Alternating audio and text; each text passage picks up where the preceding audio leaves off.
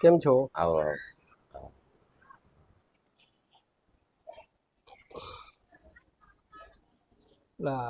મારા ફોઈ થાય છે કોકિલાબેન. આ કોકિલાબેન. એનો ફોન આવ્યો હતો હા. તો મેં જી આવીશ ટાઈમ. હા.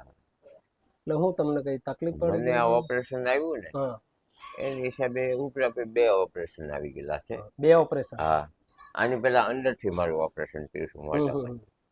અને આમાં બે જોકે કારમાં થયું છે, પણ આમાં થોડીક તકલીફ પડી ગઈ, પાછળથી ધંધાબારામાં તકલીફ પડી ગઈ છે. એટલે એમને જોકે આમ રેડી છે મારી રીતે, ગઢિયા અહીંયા છે, એની હિસાબે થોડુંક એની રીતે થાય. એટલે કોકિલાબેને કીધું, દિનેશભાઈ તમને આ ભાઈનો નંબર આપું. તમારું નામ?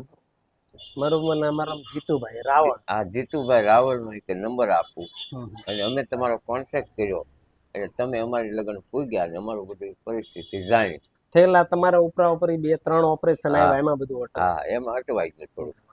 નહીં, આપણા સમાજમાં કદાચ કોઈક આવી રીતે દવાખાનામાં અટવાય, હા, તો કોઈક બેન વિધવા હોય, તે કોઈક કામ ધંધામાં અટવાય, એવું કોઈ પણ હોય ને આપણા સમાજમાં, તો તમે તારે મારો નંબર આપજો. ચોક્કસ. હું એને અનાજ, જેટલું અનાજ જોઈએ ને એટલું મારા હિસાબે હું મદદ કરીશ. ભલે ભલે. હા હા, ચોક્કસ.